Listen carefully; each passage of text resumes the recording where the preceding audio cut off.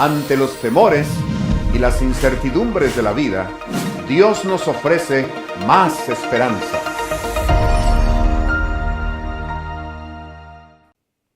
Qué alegría es saber de que ya se han progresado varias lecciones de este estudio bíblico de Más Esperanza. Y en esta ocasión tengo la gran oportunidad de dar una linda o importante introducción sobre este tema que es de sumo interés para ti, para mí, para todos nosotros, porque se titula El juicio o la verdad sobre el juicio para más esperanza.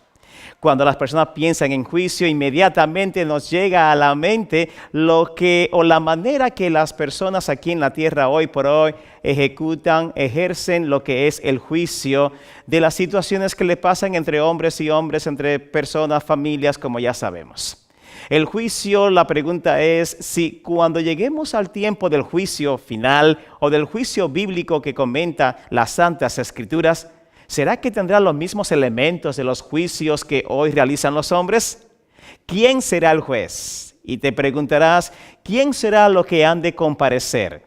¿Habrá un fiscal? ¿Habrá un acusador? ¿Habrá quien esté por nosotros, el defensor o el abogado defensor? ¿Habrán testigos en ese lugar? ¿Cuál sería la sentencia final para aquellos que son encontrados en el fallo o que han sido absueltos de ese gran juicio?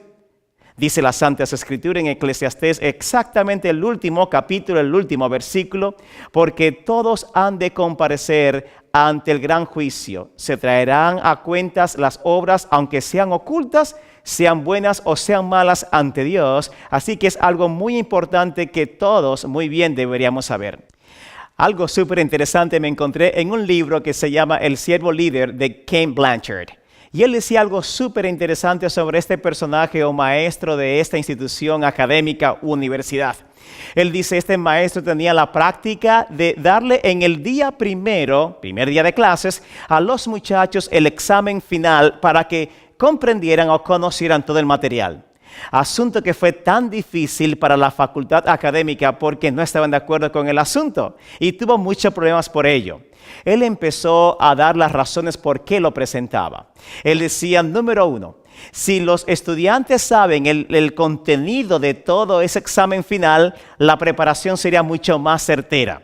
Número 2, decía él, ellos sabrán qué ponerle atención durante todo el año de estudio para sacar A's o hacer excelentemente bien en ese estudio.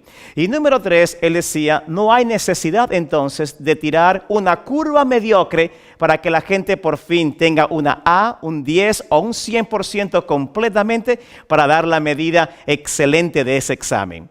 Asimismo, si desde ya en este estudio sobre el juicio muy bien comprendieras cuáles son todos los detalles que están en ese evento importante del tiempo del fin, tendrás la mayor oportunidad de tener una A, un 10 o un 100 para tener o dar la medida especial en el tiempo del fin y ser aprobado ante los ojos de Dios. Ahora voy a permitir entonces que el profesor o director del grupo pequeño pueda enseñar completamente la lección, lo puedan disfrutar y yo volveré con ustedes para expandir un poquito más algo de sumo interés. El juicio de Dios, más esperanza.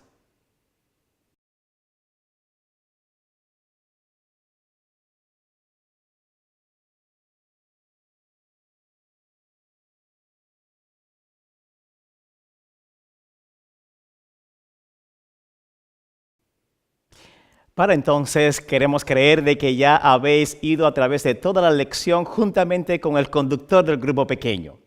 Dime, ¿verdad que te has sorprendido grandemente de cómo la Biblia expresa del juicio, el tiempo, cuándo, por quién, quiénes serán presentes? Y lo más maravilloso o lo que más nos llama la atención es saber de que en ese plan estás tú y yo incluido, que no hay manera que podamos salir de esa oportunidad o de esa gran cita. Dice Eclesiastés en el último capítulo, versículo final, dice de esta manera, porque Dios traerá a juicio toda obra, sea manifiesta u oculta, o sea buena o sea mala. Siendo que ya hemos comprendido eso, podríamos ir o espaciarnos un ratito más a través de las Santas Escrituras y ver de que en muchos casos Dios no se hizo esperar hasta el último día de la historia de la humanidad para Él hacer el último juicio. Quiere decir entonces que nos encontramos en las Escrituras varias ocasiones que Dios ya no aguanta más la condición o la situación del mundo. Dice en el Antiguo Testamento, en Génesis, dice de esta manera que Dios no quiso contender más con el espíritu de los hombres y por lo tanto tuvo que mandar el gran juicio por el diluvio que inundó toda la tierra, acabando así con toda la generación, solamente o excepto a una familia que se mantuvo en obediencia. Hay en otras ocasiones en la Biblia donde se presenta el juicio de Dios tan claramente manifiesto antes que llegue el juicio final. Y esto se encuentra, por ejemplo, en el caso de Números capítulo 16, versículos 32 y 35 en adelante, donde daré solamente por referencia enunciando de que ese fue el acontecimiento de la rebelión de Coré. Coré era una familia de sacerdotes que estaban muy envidiosos de cómo Dios dirigía al pueblo a través de Aarón, el sumo sacerdote, y de Moisés, su líder principal. Entonces, en tal envidia, hicieron una revuelta en contra de los hombres de Dios. Jehová no permitió eso y le dijo a Moisés y Aarón que convocara al pueblo para que todos sean testigos.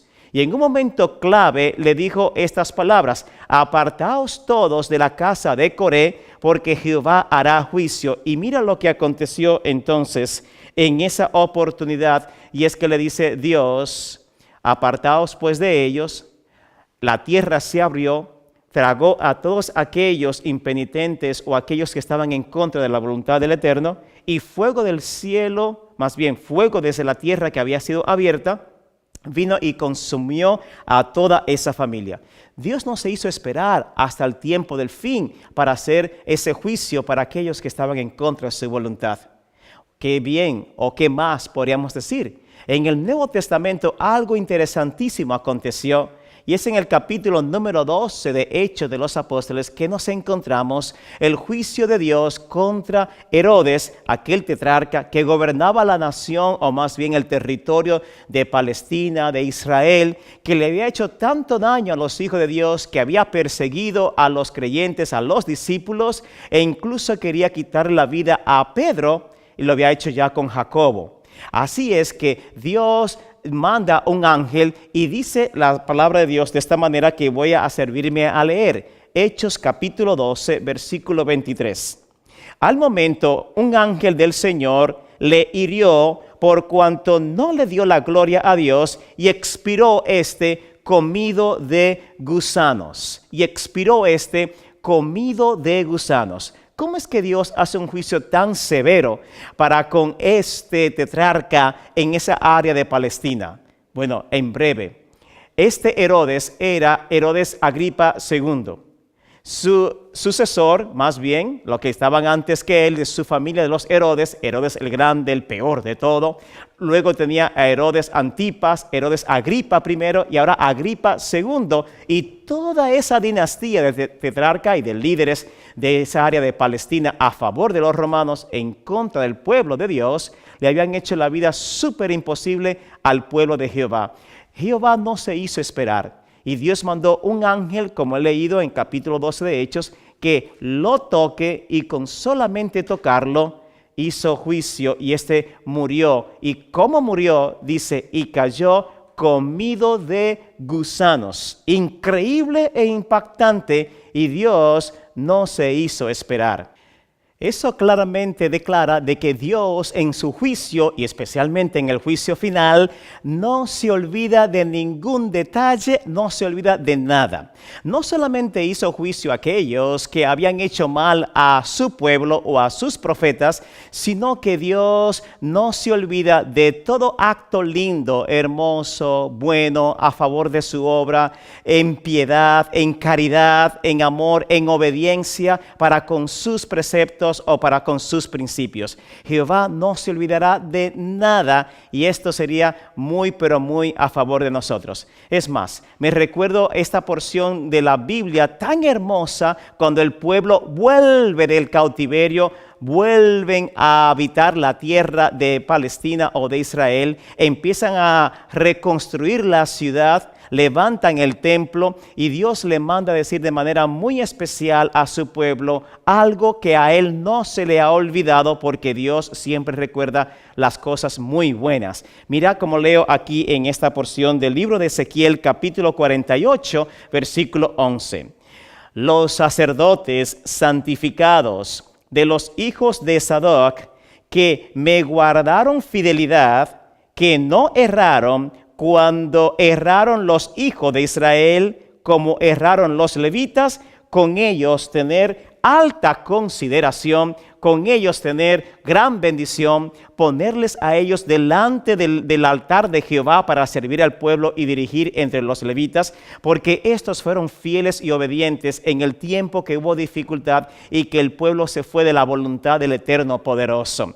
Como ellos hicieron bien con Dios, se mantuvieron de parte de Él y de sus preceptos, Jehová nunca los olvidó y dijo en el tiempo de la repartición o de dar la tierra una vez más por heredad, yo quiero que a estos se le pongan delante y le den una porción abundantemente y muy bendecida. Jehová no se olvida de nada y en el tiempo del juicio final, Él recordará no solamente las cosas negativas, porque serán reales, sino también todo acto de bondad, de misericordia y de bien. Mira qué sucede, por qué es importante saber acerca del juicio. Yo voy a leer esta porción de Daniel capítulo 7, versículo 22. Y Daniel capítulo 7, versículo 22, la vas a comprender por qué es tan importante para ti comprender acerca del juicio.